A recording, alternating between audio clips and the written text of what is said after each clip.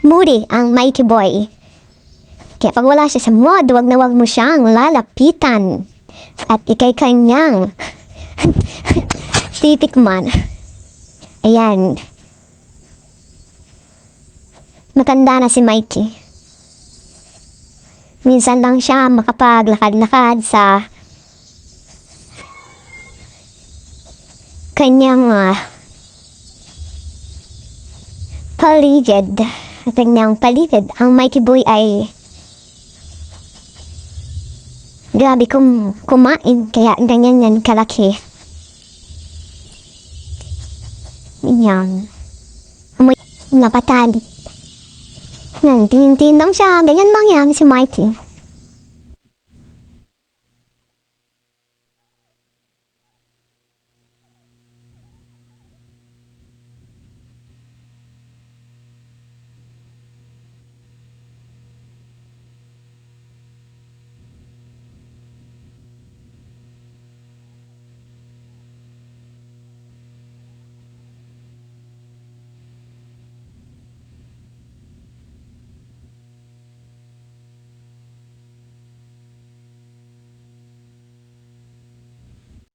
Ako na pala yung naghukay ng paglilibingyan natin kay Mikey.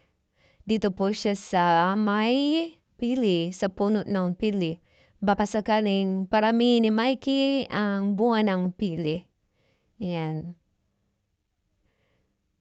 Namatay si Mikey dahil siguro sa malanda na siya at ayaw na niyang kumain. Bakit kaya? Malakas naman siya, tapos bigla na lang siyang hindi kumain. Nanghina si Mikey.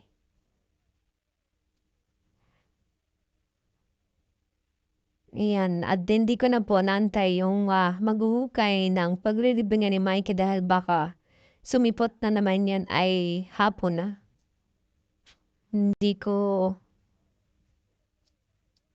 Hindi ko na inantay dahil sa ayaw ko makita si Mikey na nilalanggam or nilalangaw. Kaya ako na lang yung naghukay. Mahirap pero okay lang. Exercise na rin. Ayan. Kaya medyo busy ang ating maghapon. Ang ating umaga. Siguradong busy na rin tayo niyan maghapon.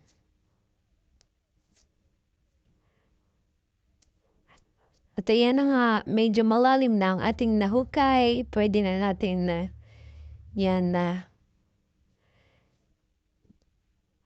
binalot ko si Mikey ng dahon ng saging.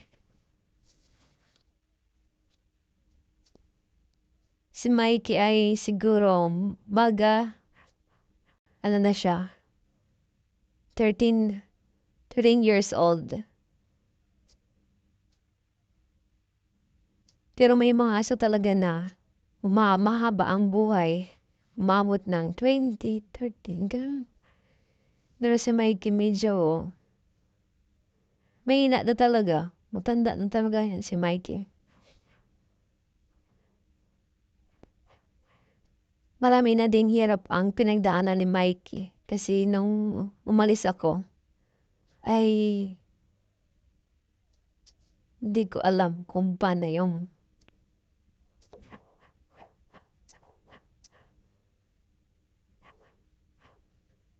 yan, nilagyan ni Carl yung nilagyan ng takip yung ulo ni Mikey.